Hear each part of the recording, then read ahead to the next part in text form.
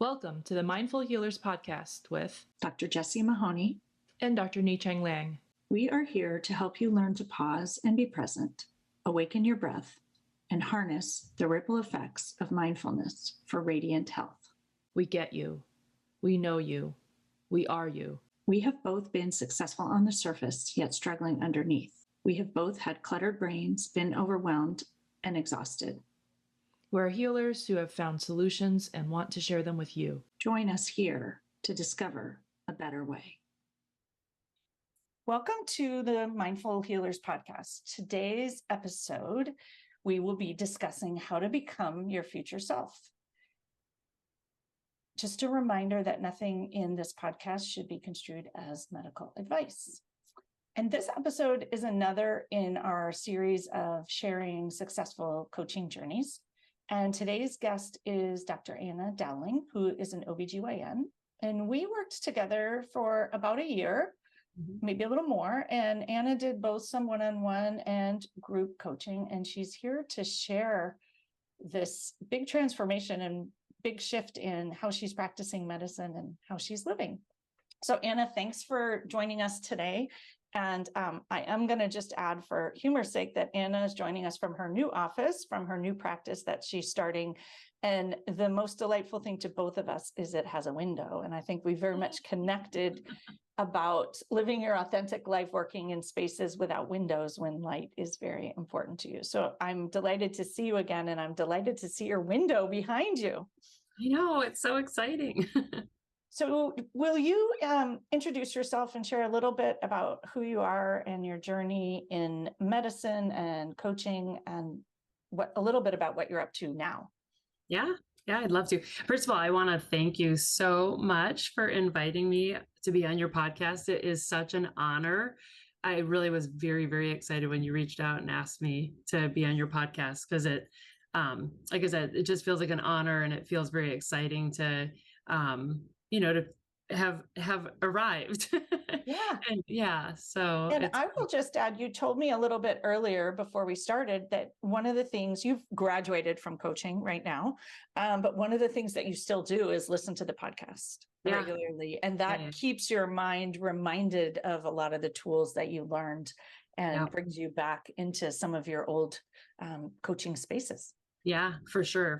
I feel like it is an endless journey, in the sense that there's always more to learn and always more to remember and experience. But I definitely, feel like I've arrived in the sense that I've, gotten so far from where I started and into such a better place that it feels super exciting. But anyways, so as you mentioned, I'm an OBGYN, and I originally, when I finished residency, worked at the Native Hospital up in Anchorage, Alaska.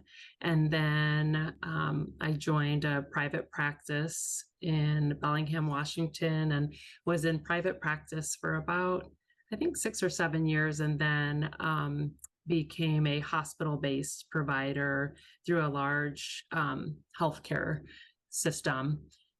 And when I came to you for coaching, I was so stuck, like just felt very unhappy, and had been in, these different settings, and none of them seemed quite right. But certainly the setting that I was in when I came to you was just depleting all of my vital energy. I have 3 really beautiful children who I would say are my main reason for living. And I had nothing left for them. Like, I would come home after working a 24-hour shift and really just wanting them to get away from me, which was devastating. It was, I was giving all of my very best to this healthcare organization that didn't really appreciate me or anything I was doing for them. And I had nothing left for the people that I, most loved. And I really felt like I didn't know how to get out of that situation, but I knew it was making me wildly, wildly unhappy. And So now what's really exciting is that I've started my own practice. And as you mentioned, I'm in my office and there is a window. And it's so exciting because I've been a physician for almost 20 years. And this is the very first time in my career that I've actually ever gotten to choose the space that I'm going to work in. And it was so exciting to actually be able to look at different spaces and to have the agency, the power to decide which one I was going to work in. And so that felt really good. And it just feels so nice to be in a space that has natural light. I think like the vast majority of doctors, certainly hospital-based doctors, we work in these like windowless interior spaces and, can go like a full 24 hours, not really even having any, contact with, natural light or the outdoor, outside. So, And if we just think from a wellness perspective, we know that sunlight is incredibly important to our health and wellness. And so it's not unsurprising that we have so much burnout in hospitalists. I remember working with an ER doc who would also never see the sunlight. And actually, this person took a little bit of time to step outside. Apparently, there was like a little fire escape, or maybe not a fire escape, but a little door that you could, so you were actually still like almost in the ER because you're not really allowed to leave. But that changed their whole experience of this long shifts that they have to give them a little bit more energy. Yeah. Yeah. So tell us a little bit. I'm remembering that one of the reasons you felt so stuck also is that you are, I think, still the primary breadwinner. And so when you do that, and that's your role, it's much harder. And when you came to me, you were also working more than full-time. Yeah. And you had leadership roles. And so Yeah. all of those things, I do think contributed a little bit to how you were stuck because you just weren't quite sure how to untangle it all and how to make it all work. Yeah. Yeah. That is so true. I,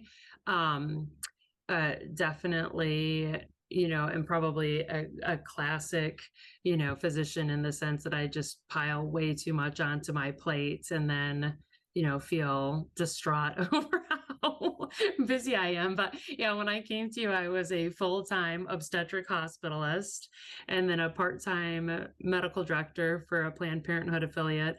And then I also was the chief of staff at my hospital. And so it was way too much. And I felt like I felt like I couldn't give up any of it. Like I really felt like I had to do all of it. Like there was nothing in that, morass of commitment that I felt I could like give up. But at the same time, I was so overwhelmed and just so, like just, like distraught by the, load I was carrying. And so I remember actually the first day we talked, you told me actually you were going to cancel your appointment because it was the day that Roe v. Wade had been overturned. And that on top, it's usually something that like tips you over the edge. And that on top of everything, just when we first talked, you were in a moment of just despair, I would say. Yeah. And so I'm wondering what it was in that call that made you believe that this could work or something could be better or that you could see the light somewhere enough to dip your toe in. I really, think it was, I remember we talked about the coaching model and, with, the idea that, the way we, like there's circumstances and we all agree on the circumstances. They're completely objective, but then we form, thoughts and feelings around those circumstances that then lead to the way we choose to act. And then those actions, give us specific results. And I remember you explaining that to me and feeling like it made so much sense but was also so mind-blowing. I mean, like it was, and I actually felt for the first time, like this could make a huge difference for me. This is not about like talk therapy where I'm just, bemoaning my fate and my current situation. It really felt like, I had in that moment, like perfect confidence that you were going to be able to help me actually take action and really, change things. Yeah, I felt so excited about the fact that, oh my gosh, this is going to work. This is going to make things better. Yeah. And I remember actually in your case, and I don't always jump right into the coaching, but I think because of the circumstances of that day, I was like, actually, we're just going to do a little bit of coaching here and then we'll talk about how it works. And Yeah. it wasn't really my intention to sort of make it I just felt like you needed it. And that's actually one of the things that I think, from working with me, that I just want to individualize it and help in that moment, right? I don't need to make you wait 2 weeks to solve the problem. Yeah. Yeah. And so I love that story. So it would be fantastic if you could share a little bit about the course of your coaching and how it helped. And I'm thinking maybe we want to frame it in that context. You're one of the people who loves the pearls of wisdom or pearls of pause and presence. Yeah. And I think that they've popped up along the way for you, but you have a way of using them ongoing that's really powerful and useful. So I was wondering if you wanted to share some of what they are and how you continue to use them. Yeah, absolutely. I would love to.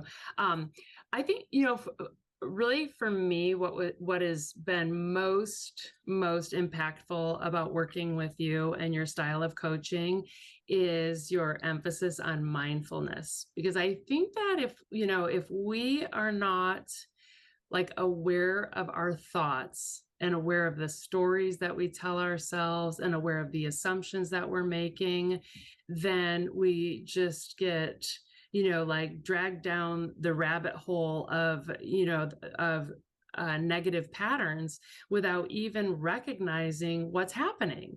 And so for me, it was, really transformational to start training myself to become aware of that running commentary in my head and to like, to question the assumptions that I was making and to, really stop myself and, instead of just going, habitually down the same road over and over again. And the way that so I've learned so many fantastic pearls through my coaching with you, like so many, like the phrase, of course, like I love that phrase. Whenever I am in some sort of, I don't know, like, Murphy's Law situation, I'll be like, well, of course this would happen. And it just changes my whole mood around it. Or, like being able to, in a situation where something's super frustrating. And I instantly remember like, to see frustrations through the lens of loving amusements. And it just makes it so much better. Or like, the idea that another pearl that I really think about a lot is, if you don't change, nothing changes. Like so often we feel like our happiness and our well-being is dependent on external circumstances changing, but the reality is if we don't change those circumstances, they're not going to change. And so there are just so many so many wonderful pearls of wisdom, like accept uncertainty. Like right now I'm going through this big transition where I'm opening a solo practice, and it feels so good and so right and so scary. And I just keep saying to myself, like, accept uncertainty, and so yeah, I have my whole, like, I have my Jesse's Pearls of Wisdom flip cards. And I have them on my dresser in my bedroom, and every morning I flip to a different card. But I also, like when I'm feeling, really stressed or stuck or, frustrated, I'll often flip through those cards to find like the one where I'm like, yes, that's what I need to remember today. I wrote down a few of them because you told me this story, and I actually asked you to send me your flip cards because to see like what's on yours. And I've actually been making sort of a collection so that people who work with me will have a page that have them all. I'm still adding to them, but there's a couple that I wrote down that you brought up, which I love. One is being mad at yourself doesn't help. That's one of my favorites. Yes. And do you want to share your thoughts on that one? Yeah, I mean, that one has been really helpful for me because I I don't know why my tendency when I would feel really stuck would just be to just be angry at myself for like getting myself into situations where I was unhappy. And I really like came to realize like it doesn't help anything to be angry at yourself. Like it doesn't solve the problem. It doesn't like help you think more creatively, or it's just an unskillful reaction that does not benefit the situation at all. And if anything, I think makes it more difficult. It's just, it's also like another pearl that I love is ask yourself good questions. And I think it kind of goes along with, being angry at yourself, it doesn't help. And it's the same thing. It's like, when we ask ourselves, like, why can't I do this? Or why didn't I, it's so unskillful. And it just,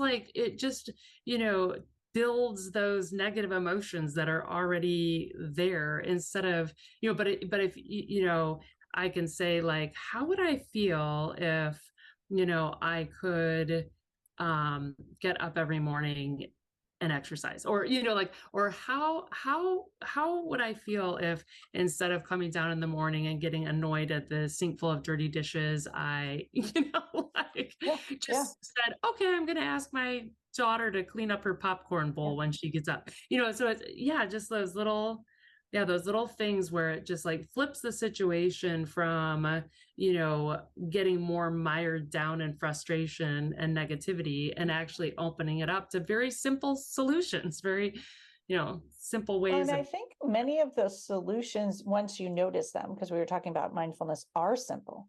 Yeah. Like, oh, I could just ask my daughter to clean it up. Yeah. And instead of spinning into the frustration, or I don't have to be as judgmental. This I could let go.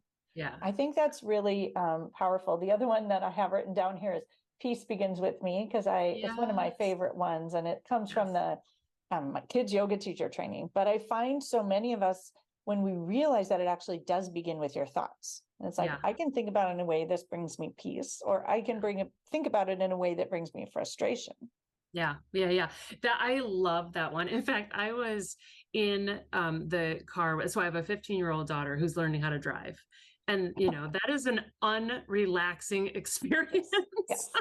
And I was in the car with her yesterday, and we were getting ready to go back to school shopping, and she was driving, and my two boys were in the back seat, and we just got off to the wrong start, and we're screaming at each other, and I started doing the peace begins with me. And I just started doing the hand movements and saying that in my mind. And then and then after doing that a few times, I said to Elle, I'm really sorry that, I'm screaming at you. It's it doesn't help. It doesn't help. As you just said. Yeah. I'm frustrated and really expressing my frustration in a very unskillful way. And she was like, I'm sorry too, Mama. And it was done. It was good. Oh, I love that. Yeah.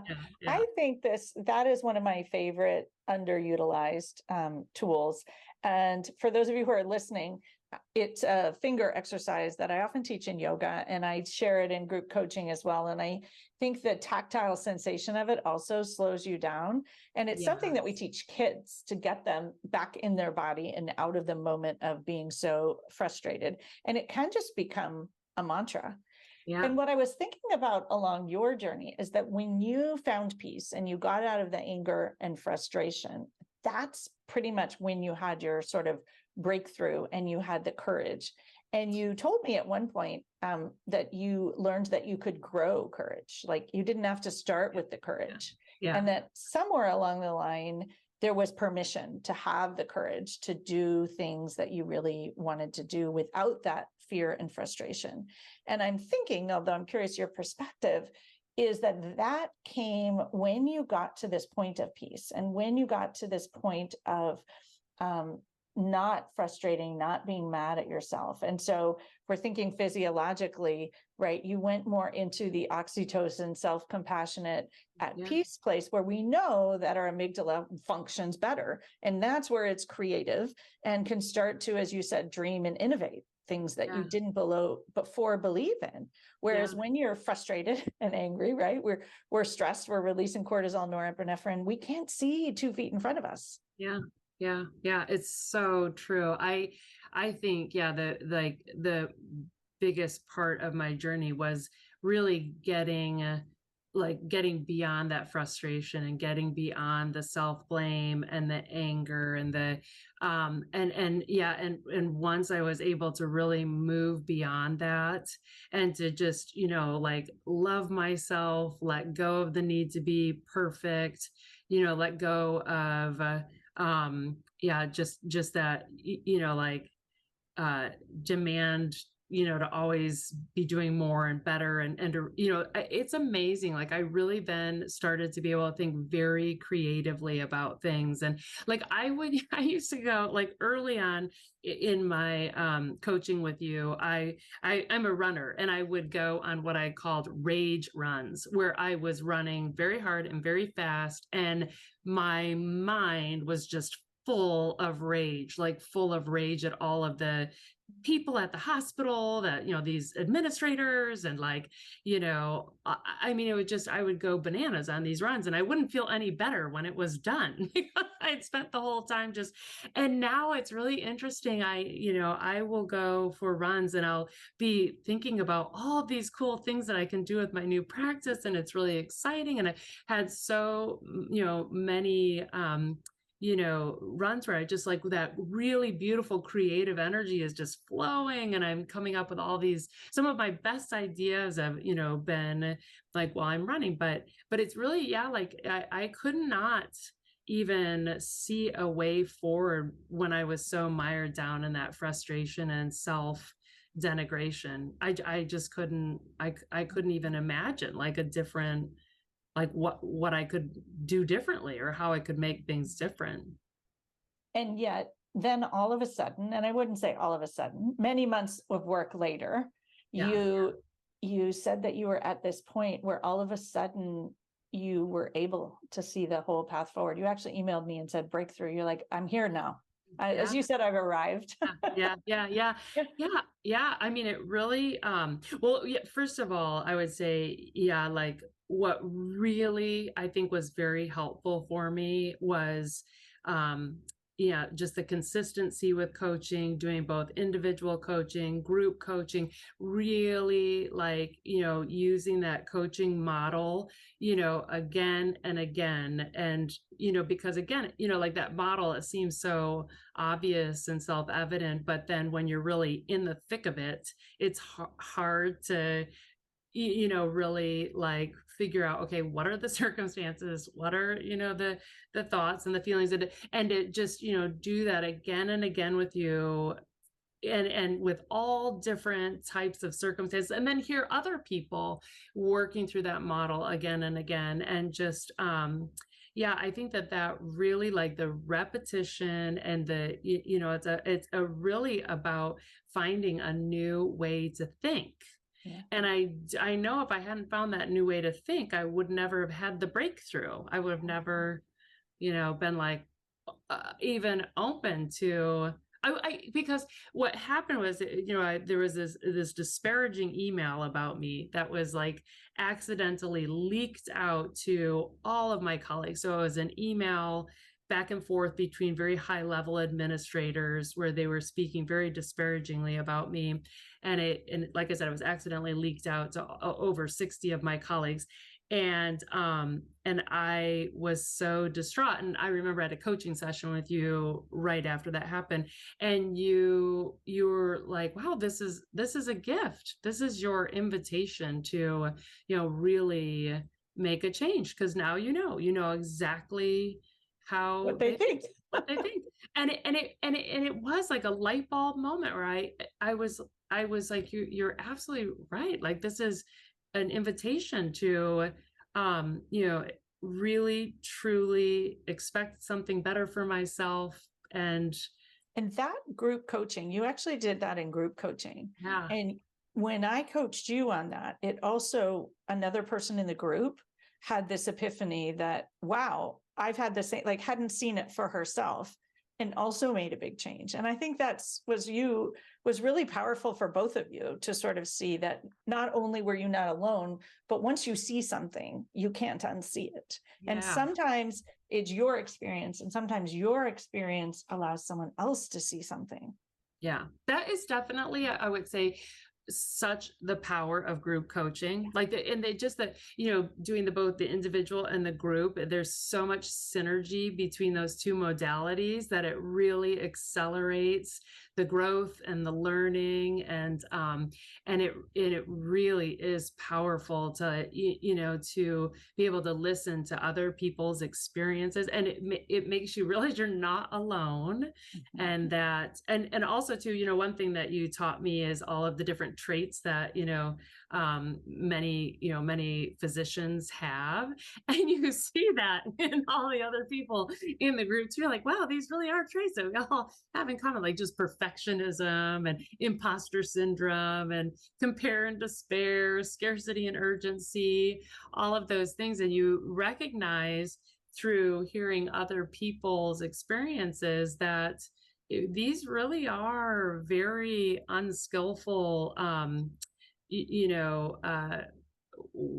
be very unskillful ways of, being in the world, that just are unskillful because they create difficulty for us. And so, yeah, Mhm.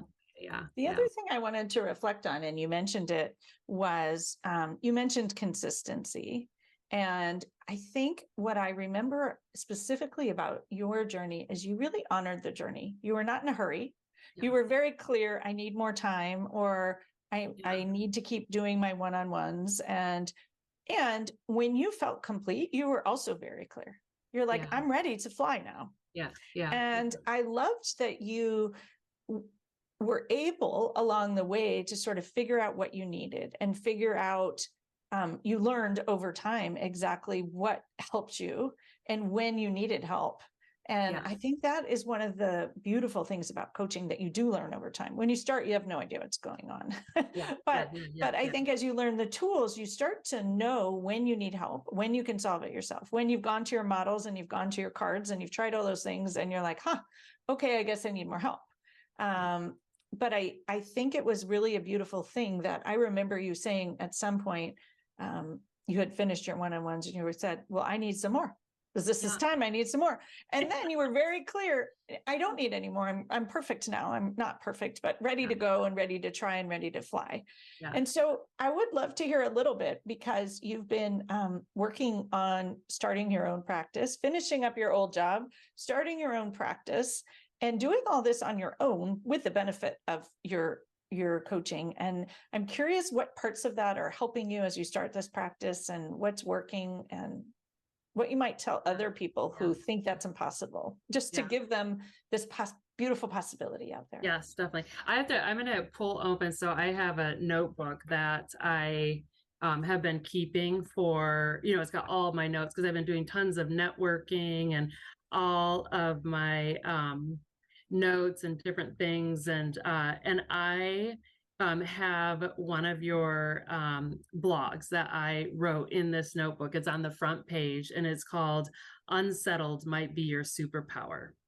And you wrote, when I am unsettled is when I am about to have my biggest breakthroughs. Unsettled is how I feel before I make big decisions and in the midst of big change.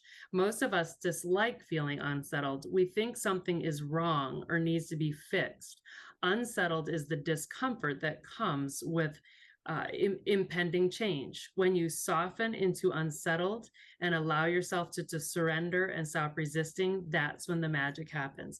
And I read that over and over and over to myself because, um, what I'm doing, I would say, is equal parts exhilaration and terror. Like, as you mentioned, I am the breadwinner for my family, and so it's scary to like not have an income right now. It's scary to be going into debt, to get this practice up and going, and it's been so good to keep reflecting on, like, well, of course you feel scared and of course you feel unsettled. And you also taught me that, like, feeling unsettled really doesn't mean that something's wrong. It doesn't mean you're doing it wrong. It doesn't mean that,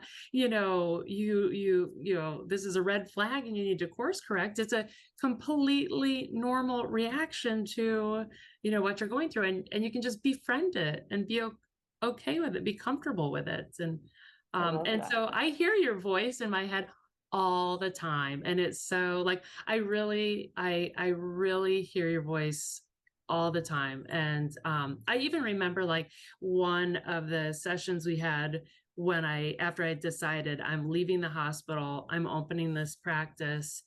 But I was really scared. I was, I was talking with you about how scared I was and just kind of like not sure, if I had what it takes. And you had said to me, like, I'm going to give you my confidence in you. You can, I'll provide that to you. You can have my confidence in Have you. my belief. And I see today, because I haven't seen you in a while, that you don't need mine anymore because you have your own. I can just tell from your face, you believe this is going to work. It's going to work. And you maybe don't know how. We often talk about that. You don't have to know the how, but you know that what you have to offer and your vision of how to do it is, of course, going to be successful, is my thought. Yeah. But I can see that, like, you're happy. I'm happy to have you borrow my belief in you a little longer, but I don't think you need it anymore. I can tell that you're like, nope, I'm doing this and it is going to work. And it's likely going to support your family beautifully. Yeah. Yeah. It's interesting. Like, I think you're right. Like, I do more and more just have that sense of confidence. It just feels inevitable that this is going to be a great thing. It's going to be very successful. And it's, yeah. And I think another thing that you really taught me that I really took to heart was, don't run away from something, run to something. And I am running full speed ahead to this beautiful vision that I have of this practice I'm creating.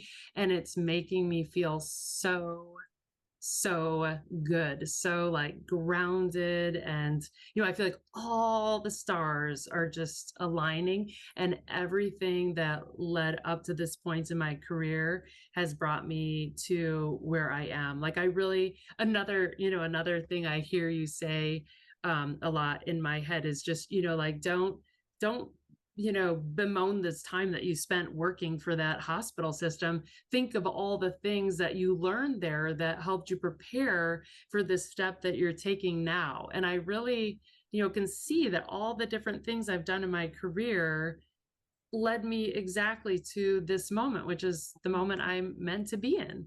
Yeah. Yeah. And what you're creating is just going to be incredible. It's gonna be so fun. I'm really excited. I'm doing a solo obstetrics practice but it's gonna be slow care, like a holistic approach to prenatal care. Like, where really is lengthy visits, and it's not just about like the management of the physical changes of pregnancy, but really like exploring the magical transformation that this is. And it was interesting. The other night I was at happy hour that the Northwest Medical Society was having, and it was at this great little place in Bellingham called Trackside, where it's like a pump track, and it's a beer garden, and there's tons of kids and animals and people, and I mean dogs, not animals, but you know what I mean. And anyways, this woman came up to me and was like, "Oh, Dr. Dowling, you delivered my baby. He's fine. Look at." And I thought to myself, when I start this practice, I'm going to be the one recognizing my patients first. Like right now, that woman came up to me. I have no idea who she was. I have to say, like, and it bothered me. Like that was such a pivotal moment in her life.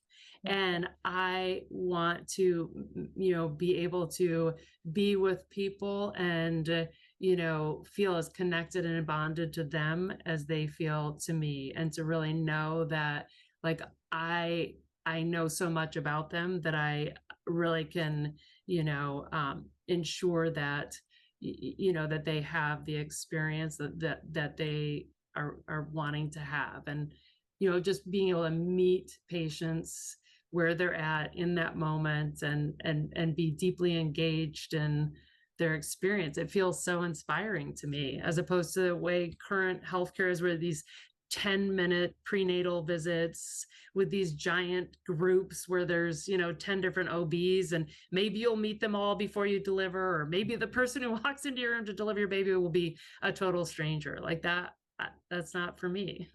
I love that you want to be the one to recognize your patients rather than them recognizing you. Yeah. And that makes me think of this idea of taking control and Yeah. of what's in your control.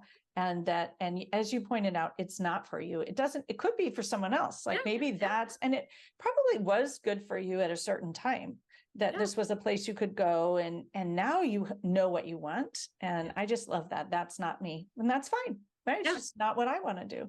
Yeah. The other thing that I thought would be a little bit fun and a little different is, we were talking at the beginning about how you actually plan to share some of your coaching and what you've learned with your patients. And it strikes me there's no better place to share it than people who are embarking on parenthood. And pregnancy is a challenging time, where a lot of anxieties, and it's a transition time. Yeah. And so I just loved that sort of full circle concept of bringing some of these concepts to women who are going through the transformation of being pregnant and becoming parents. Yeah, definitely. Like, really, I mean, I know for me, when I really started to recognize how much my thoughts were affecting my feelings, and my feelings were affecting my actions, and my actions were producing results that I did not want. When I really was able to appreciate that, that's where the true change started to happen. And I think that that's relevant to everyone, whether you're in the middle of a career transition, whether you're about to become a parent, whether you're, struggling with a relationship, whatever it is, like that, like understanding that, and then really practicing on, just being aware of what it is that you're, saying to yourself, or what it is you're assuming. Like, that's where the real power to change lies. Yeah. And we often talk about the ripple effects of mindfulness. Yeah. And that's the ripple effect of the mindfulness and the coaching, which to me I kind of blend them inseparably. So it's true. Yeah. Anything else you want to share with our listeners that we didn't touch on that feels important? I want to read from the worksheet. So all of your worksheets that are, that you use as part of coaching are so awesome. They are so helpful, and they really, for me, helped me kind of track my journey and just, increase my awareness. But there's one worksheet that I filled out that is called Ask Your Future Self.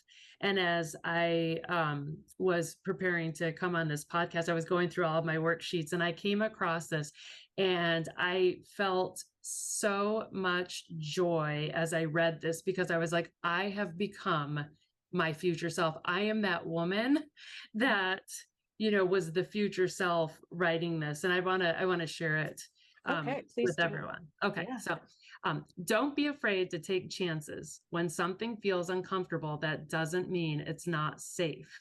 Remember that venturing into uncharted territory is the only way to discover new things. Life is short and it slips by very quickly. So take advantage of every single opportunity to live your life to the fullest. Don't waste any of your precious energy on low yield endeavors. Pursue your dreams with the conviction that, of course, they are destined to manifest. Believe that you are worthy of being happy and experiencing abundance. Love yourself. Take good care of yourself. Don't stay in situations that drain your vital energy and make you feel unhappy or unappreciated. Don't assume that someone else knows what's best or how to do something better than you. Be brave. Take the big leap. You'll be so glad you did. Wow. And this exercise, just for people who haven't worked with me, people who work with me, there are worksheets and you have access to a whole separate part of my website that has lots of resources. And this one is to ask your future self, like, what would your future self look like? Who would she be? Who do you want to be? And that's pretty amazing because that's really who you are. You took the big leap. Yeah. Yeah. Yeah. Yeah. And I feel like I don't waste my energy on low yield endeavors anymore. I don't allow the things that matter least to take precedence over the things that matter most. That is And such I have to say, it is all thanks to your coaching. I really honestly cannot sing your praises loudly enough. I wouldn't be here. I really wouldn't be here in this position without your exceptional coaching and just the way that you were able to meet me where I was at every step of the way and just like really transform my thinking and transform my energy and it was amazing. I'm like so in awe of like, how did she do that? That I think is really the perfect place to end. I'm a bit in awe of what you just said. And I brought this up actually in another podcast recently, that many of us have trouble taking compliments and trouble letting in the positive feedback as physicians. And we just sort of are like, oh yeah, it wasn't a big deal. Yeah. And so I'm working really hard on letting those things in because they also are the things that help bring back your purpose and your passion and all the energy that I put into this work. And so that's why I was a little bit speechless. It's like, okay, I'm just going to let that in and allow it to sort of percolate into my cells, because I think that that is really why I do this work. And so I love watching people fly and do the things that they are meant to do. And for many of you listeners, making a transition from doing one thing to the other is always very challenging. And you do it and it's the right thing to do. And yet then watching the impact and watching it ripple out into other people changing the world too is really why I do this. And so it just feels amazing to hear that and let it in. So thank you so much for saying it. I'm super grateful. And this was super fun to reconnect and see where you are. And I cannot wait to see what happens with your solo practice, which is called Birth Story. Is that what it's called? I love the name too. Yeah. So it's just beautiful. Yeah. So thank you for showing us what's possible. That's what I would say. And showing others what's possible, because I think when we feel stuck like you did in the beginning, we don't know what's possible. We don't know how to get there, and we just can't see in front because we're so overwhelmed and exhausted. So if anyone is interested in doing coaching, reach out. Group coaching, one-on-one coaching. Anna believes in it. Yes, wholeheartedly. It'll be the best thing you ever did. You will really be so glad. So please stay on after the singing bowl for our mindful moment. And if you enjoy the podcast, please leave us written reviews. The written reviews are what help other people find us. and learn all of this amazing information for themselves and perhaps get the courage to dip their own toe into a beautiful journey of transformation. We will see you next week. As always, if you want to declutter your mind, be more present, and start truly living your one wild and precious life, come find us at the mindfulhealerspodcast.com. Work with one of us. Work with both of us. Start or uplevel your mindfulness practice. Discover how mindful coaching can change your life. Or even better, do both as part of our Mindful Healers programs and retreats.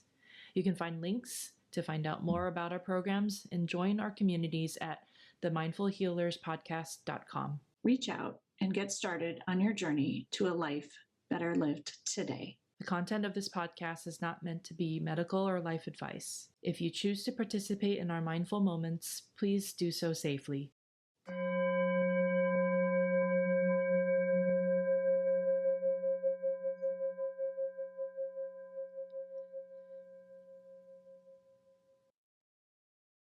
Welcome to today's mindful moment. A moment to get in touch with your dreams, desires, and the future self that you would like to become.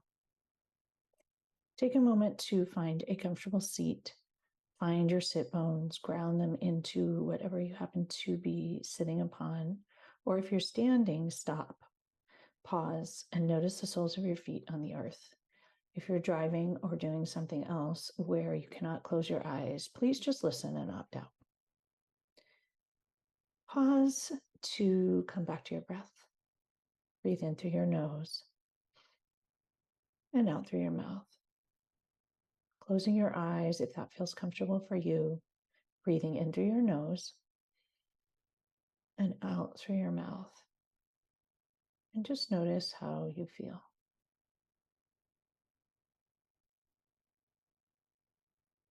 Notice your chest rise and fall with the breath.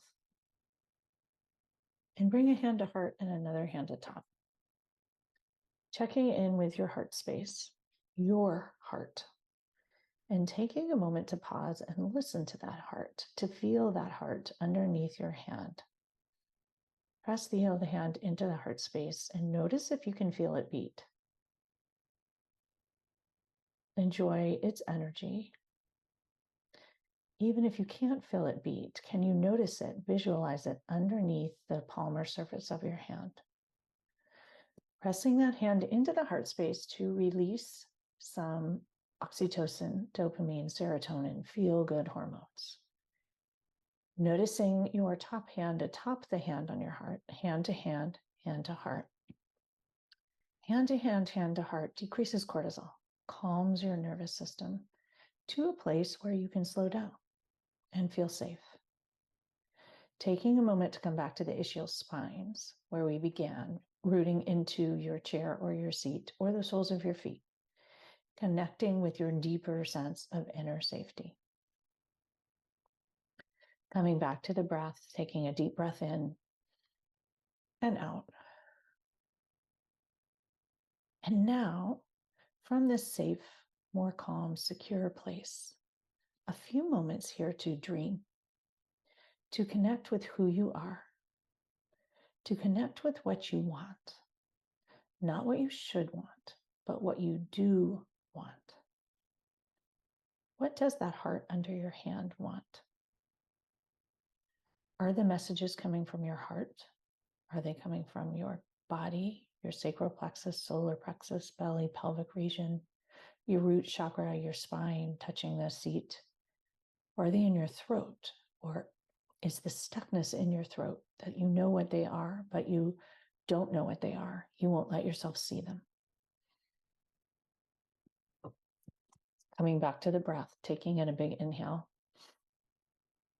And exhale, let it out. Once again, coming back to the sensations of the palmar surface of the hand on your chest and on your heart space. And coming back to this idea of dreaming. What's possible? What would your future self like you to be?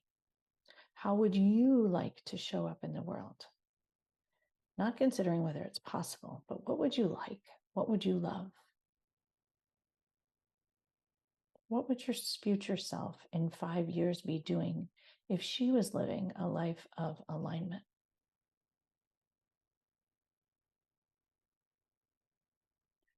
What would she recommend that you do next? What would she recommend that you do right now, today? The first step towards moving towards her, towards becoming her.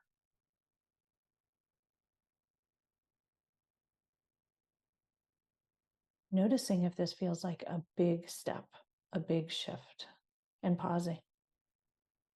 Allowing that it just might be possible. If your brain resists, borrow someone else's belief or look at all the things that you've already done to set you up to be all the first steps towards whatever it is next for you. Taking a deep breath in once again of all those things that you hope, dream, wish for, and aspire to in a future self. Exhaling the resistance, the judgments, the I can'ts, I shouldn'ts, I don't know how's. Breathing in possibility and breathing out limitations, resistance. Notice your chest rise and fall. And taking a moment to notice how right here in this moment you're safe.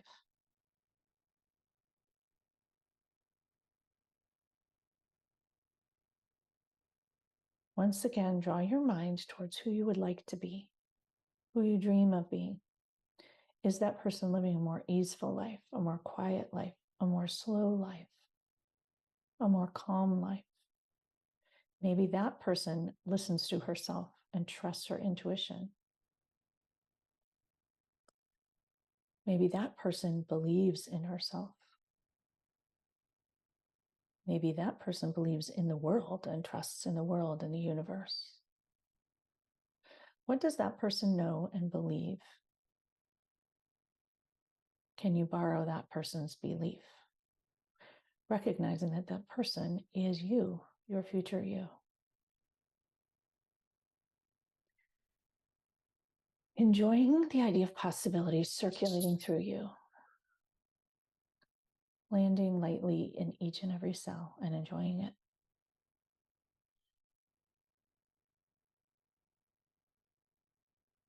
Coming back to the breath, letting the breath take that possibility and hope to every cell in your body. Perhaps sending the belief to every cell in your body. And taking a moment to sit here and enjoy it.